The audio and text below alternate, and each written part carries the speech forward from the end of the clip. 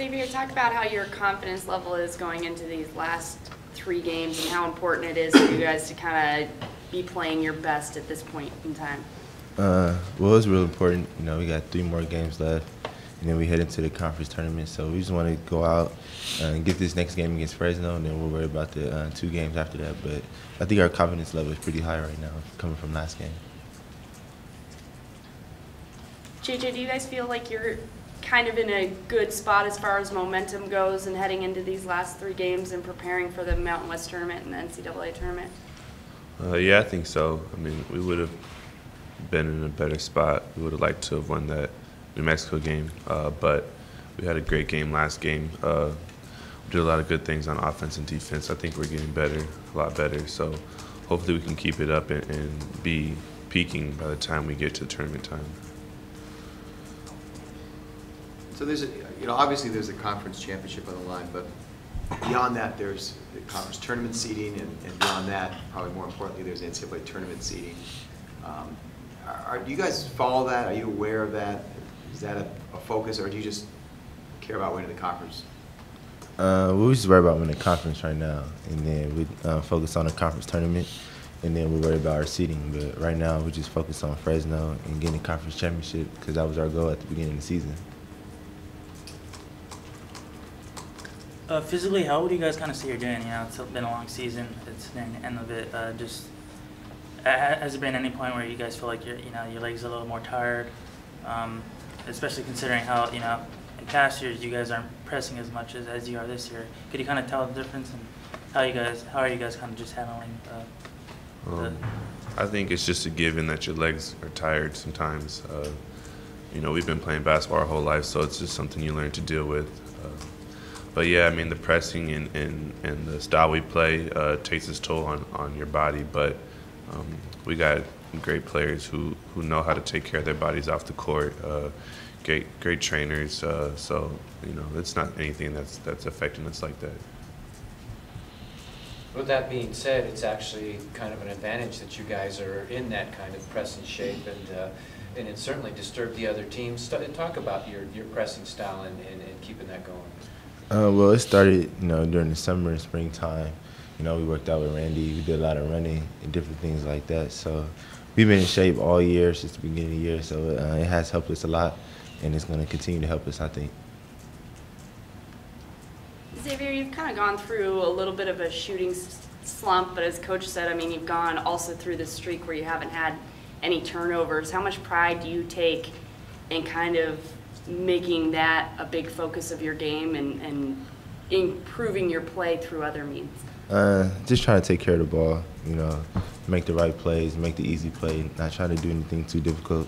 So that's what I'm trying to do right now. I'm on the streak. I didn't even know till Mike May just had told me, so that's a pretty cool thing. But just try to take care of the ball, get my teammates involved. That's the main thing. Mike just makes that stuff up. Yeah, I know. Half the time he does. You jinxed him. Now he's going to have 6 next game. Yeah, last time he did that, they told me I had 0 turnovers in the last 4 games, and I came out in the Boise game, had 5 turnovers. So hopefully you guys don't jinx me. What do you guys remember about the Fresno State game this season? They played us well here. I remember they got off to a hot start. Our defense wasn't really that up to par in that game. They did a good job of driving us and shooting it too at the same time. So we're gonna have to step up our defense a lot, get off to a quicker start. They're coming off a big win, so it's gonna be a tough game to get there at their place. So we got to be ready. The long stretch without a turnover was sort of the trademark of DJ Gay, and you got to see him play. And I know he mentored you, and you learned a lot from him. What did he tell you about that? I mean, how did that? I'm assuming that kind of message carried down to you. When he was here, he just told me to make the easy play, not to make the spectacular play where everybody oohs and ahs and things like that. So that's what I learned from him. Just make the easy play and make the right decision. So that's what I have to say. That's the biggest thing that I learned from DJ and watching him throughout the year. Is that something you try to work up to? Did you kind of look up at those? I mean, I don't think he had one as long as you, but he had a bunch of them over 100 minutes. Did you just kind of look at that in awe, being a point guard? Yeah, most definitely. Being a point guard And especially for him, the amount of minutes that he played almost 38 minutes a game, and he didn't turn the ball over. So I did look at that and say, wow, that's amazing. You know, I'm just trying to, you know, do what he did, you know, when he was here. When you do make a turnover, is that a bad thing in your mind? I mean, is it the worst possible thing you could do? You know, everybody's gonna make mistakes. Nobody's perfect, so you just gotta move on to the next play. But you know, I do get a little frustrated when I do have a turnover. But everybody makes a mistake. Nobody's perfect, so. And JJ said, you know, can you kind of put in perspective what 185 minutes without a turnover for a point guard is, and what that does for a team? That's big time. When Mike made totals right now, I didn't really believe it. For someone who has the ball in their hands so much, you know, it's a pretty difficult task to do. He probably has the ball more than anybody, you know, on our team, anybody in our conference, really. And for him to be able to go that long without a turnover shows that he's dedicated to making the easy play.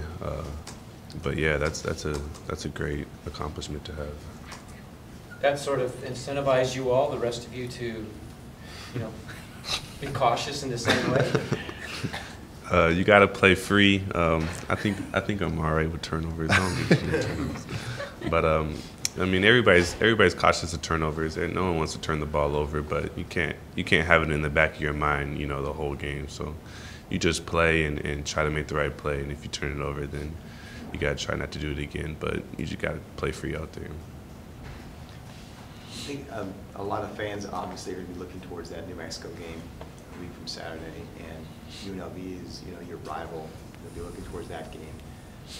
What would you say to them who just kind of think, well, okay, we got Fresno State before, then we'll just roll right by them? You know, if they watched our last game and they watched the game, I think it was last night when they beat Boise, then that speaks for itself that this is a good team. That they're playing better basketball right now than they have all year. You know, they're really getting a lot better, and we're playing there. Last year when we played there, it was a close game too. So it's not going to be easy. You know, no game is really that easy. But Fresno State is on the upswing right now, so we got to be ready.